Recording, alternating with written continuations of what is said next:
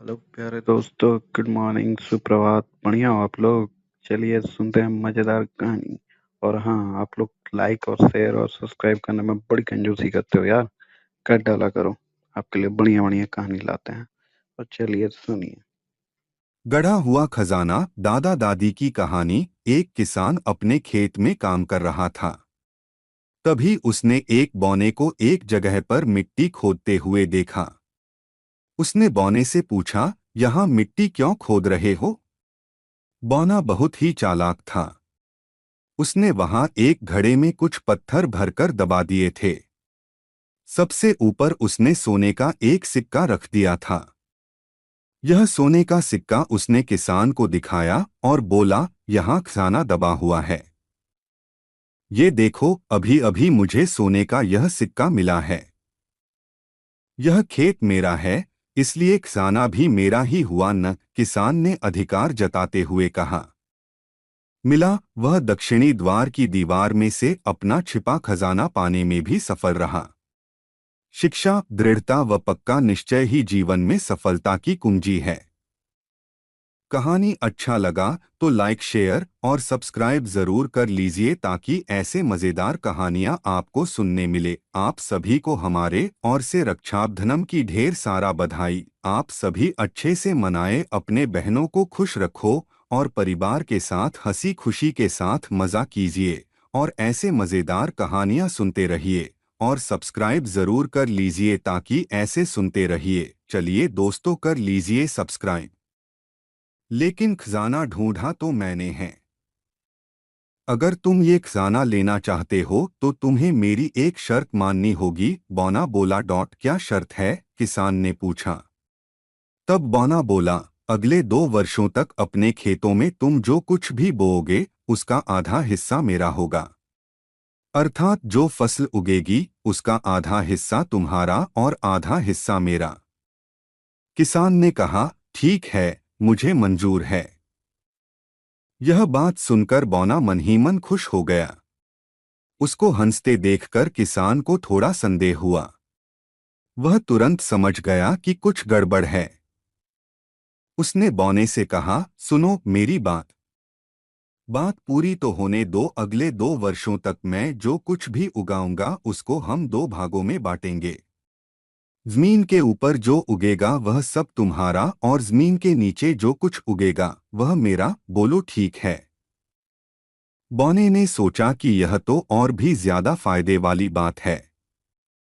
खेत में गेहूं, चावल, जौ, मक्का जो कुछ भी उगेगा, जमीन के ऊपर उगेगा, वह सब मेरा होगा और नीचे की जड़ें किसान की होंगी।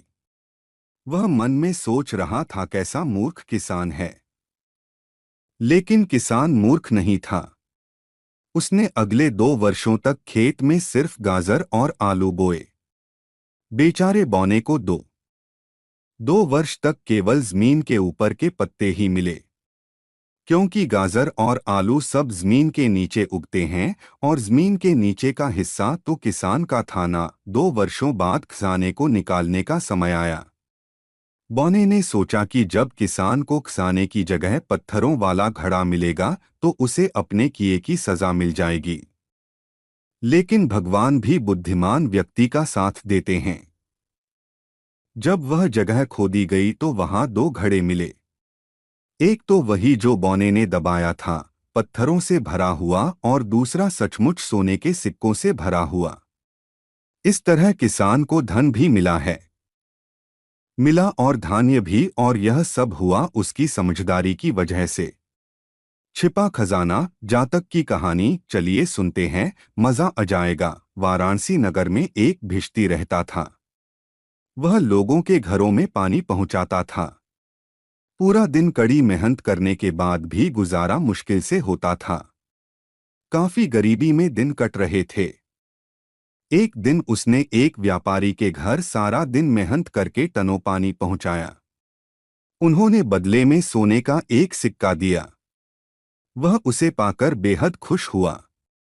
उसने स्वयं से पूछा, मुझे इस खजाने को कहाँ छिपाना चाहिए? वापसी पर उसे राजा का महल दिखा। उसने सोचा, हाँ, महल की इन ईंटों के पीछे मेरा खजाना सुरक्षित रहेगा। उसने दीवार से एक गीली ईंट निकाली व सिक्का उसके पीछे रख दिया। यह महल की द्वार की बाईं दीवार की ईंट थी। कई साल बीत गए। उसका विवाह हुआ। उसने महल के दक्षिणी द्वार के पास ही झोंपड़ी बना ली। पति पत्नी उस कुटिया में खुशी खुशी रहने लगे। एक दोपहर उसकी पत्नी बोली, शहर में एक मेला लगा है। अगर हमारे पास पैसे होते तो मैं भी उसका मजा लेती। भिश्ती अपनी पत्नी का दिल नहीं तोड़ना चाहता था। उसने कहा, उदास मत हो, मैंने महल की एक दीवार में सोने का सिक्का छिपा रखा है। मैं उसे ले आता हूँ। फिर हम दोनों मेले में चलेंगे। इसके बाद वह कड़ी दोपहर में कुटिया से निकल पड़ा ताकि अपना छिपा खजाना निकाल सके। राजा अपने महल के बरामदे में विश्राम कर रहे थे। उन्हें यह देखकर हैरानी हुई कि एक व्यक्ति धूप से तपती राह पर अकेला चला जा रहा है और मस्ती में गा भी रहा है। उन्होंने सैनिकों को हुक्म दिया कि उस युवक को पकड़ लाएं। सिपाहियों ने उससे जाकर कहा, राजा ने बुलाया है, इसी वक्त साथ चलो। भिश्ती ने साथ जाने से इनकार कर दिया। सिपाही सिपाही उसे जबरन पकड़ ले गए। उसे देख राजा ने कहा, धरती तवे की तरह तप रही है। तुम इतनी कड़ी धूप की परवाह न करते हुए भाग रहे हो और गाना भी गा रहे हो। भिश्ती ने जवाब दिया, महाराज, मेरी इच्छा इस धूप से कहीं तेज है। राजा ने आश्चर्य से पूछा, क्या मैं तुम्हारी इच्छा जान सकता हूँ जिसने तुम्हें इतनी धूप में निकलने पर मजबूर किया? महाराज, मैं महल की उत्तरी दीवार में छिपा अपना खजाना निकालना चाहता हूँ। मुझे अपनी पत्नी को खुश करना है। राजा ने हैरानी से पूछा, तुम्हारा छिपा खजाना क्या है? 1 लाख। लाख सोने के सिक्के? नहीं महाराज, इतना नहीं है तो 50,000? नहीं श्रीमान। फिर यह सुनकर चौंक गया, क्या सिर्फ एक सिक्का? जी, मैं उस एक सिक्के से पत्नी को मेला दिखाने ले जाऊंगा व कुछ खरीद दूंगा। महाराज ने उसे सोने का सिक्का देते हुए कहा, भले मानुस, इतनी दोपहर में खजाना निकालने की जरूरत नहीं है। ये सिक्का लो व घर लौट जाओ। भिश्ती ने सिक्का तो ले लिया किंतु राजा से बोला, मैं इसे ले लेता हूं पर मुझे अपना सिक्का तो पाना ही पड़ेगा। राजा ने सोचा कि उसे और धन चाहिए। वे उसे और धन देते रहे पर भिश्ती अपनी जिद पर अड़ा रहा कि वह कड़ी मेहनत से कमाया गया सिक्का लेने अवश्य जाएगा। अंत में उन्होंने कहा, तुम अपनी हठ छोड़ दो तो आधा राज्य देने को तैयार हूं। भिश्ती ने विनम्रता से उनकी पेशकश पर हामी भर दी। राज्य देने से पहले राजा ने पूछा, तुम राज्य का कौन सा आधा हिस्सा लेना चाहोगे? भिश्ती एक पल सोचकर बोला, महाराज, मुझे राज्य का दक्षिणी हिस्सा चाहिए।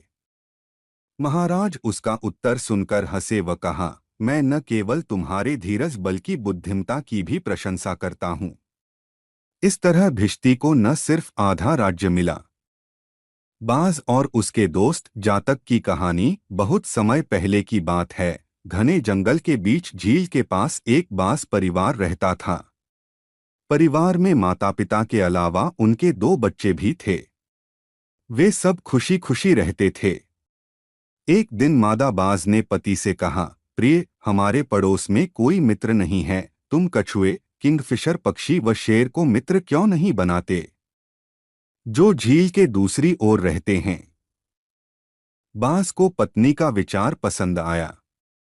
वह सुबह होते ही उन तीनों से मिलने चल दिया। तीनों ने खुले दिल से उसका स्वागत किया व सभी मित्र बन गए। उन्होंने कहा, हम